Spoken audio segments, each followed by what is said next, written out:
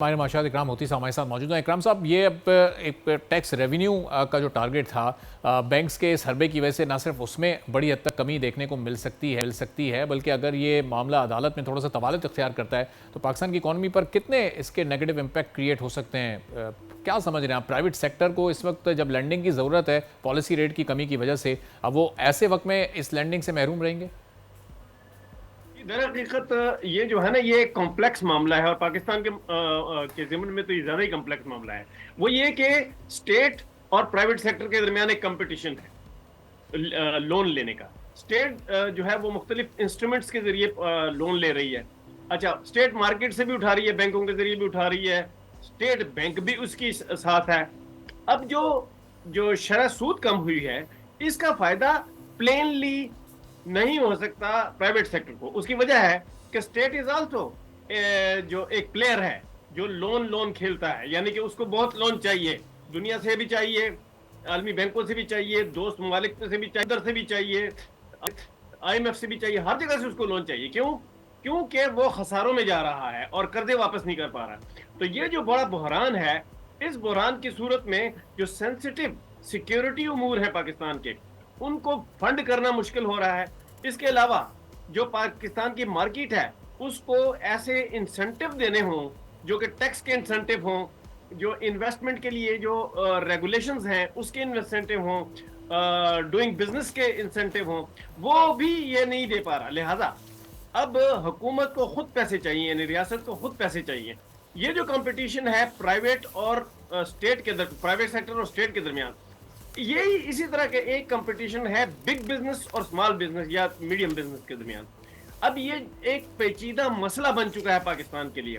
اگر آپ policy rate کم بھی کرتے ہیں تو دونوں ٹارگٹ حاصل نہیں ہوتے۔ دیکھیں، پالیسی ریٹ کم ہوا، مہنگائی کم ہوئی؟ نہیں ہوئی۔ پالیسی ریٹ کم ہوا، لوگوں کو آسانی سے قرضے ملے؟ نہیں ملے۔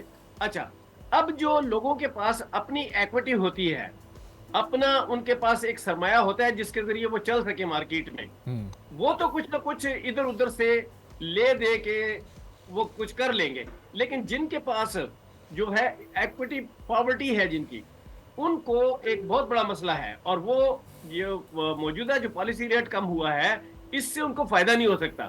اب یہ پرسنٹیج کیا ہے ایسے لوگوں کی، یہ معلوم کرنا ہے۔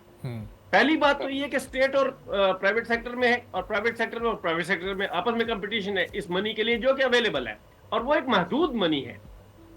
اب جو دوسری بات ہے وہ یہ کہ اگر پرائیویٹ سیکٹر کو اب بھی لون اور اس کے ساتھ جو دیگر ڈوئنگ بزنس کے جو فیسلٹیز ہوتی ہیں نہ ملی، تو یہ مارکیٹ نیچے جائے گی، پروفٹس نہیں بنیں گے، تو پروفٹس جو ہے ڈپازٹنگ زیادہ نہیں ہوگی، تو پھر بینک ریٹ جو ہے وہ فیل ہو جائے گا۔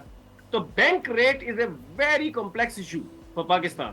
ویسے بھی یہ ایک سبجیکٹ کے طور پہ کمپلیکس ہے، لیکن پاکستان میں ایڈیشنلی کمپلیکس ہو گیا ہے، کیونکہ پاکستان میں جو اسٹیٹ کی ایکوٹی ہے وہ بھی کمزور ہے، پرائیویٹ ایکوٹی وہ بھی کمزور ہے، جو بزنس ہسٹری ہماری وہ بھی خراب ہے۔ ہم نے ان کو فیسیلیٹیٹ نہیں کیا، ہم نے ان کو ٹیکس کے بوجھ سے آزاد نہیں کیا۔ تو اکرام صاحب، پھر یہ انٹرسٹ ریٹ کو جب گریجولی کم کیا جا رہا ہے، پھر اس کا براہ راست فائدہ ہماری اکانومی کو کیسے ہوگا؟ اگر پرائیویٹ سیکٹر کو اس کا فائدہ نہیں ہو سکے گا اور اس کے باوجود بھی ان کو یہ لینڈنگ نہیں ہوگی یا قرضے نہیں ملیں گے، تو پھر ہماری اوور آل اکانومی اس سے کیسے فائدہ اٹھا سکے گی؟ پھر اس ریٹ کے کم ہونے کا اصل فائدہ ہوگا کیا؟ جی دیکھیں، جس طرح $7 ارب ملے، اس سے پہلے ورلڈ بینک نے پیسے دیے، ایشیائی ترقیاتی بینک نے پیسے دیے، آئی ایم ایف نے $7 ارب دیے، اس کے علاوہ کچھ ایکسپورٹس سے کچھ تھوڑے زیادہ پیسے آئے۔ ترسیلات جو ہیں، جو ٹرانزیکشنز ہیں اوورسیز پاکستانیز کی، وہ کچھ بڑھ گئیں، تو کیا مسئلہ حل ہوا؟ نہیں۔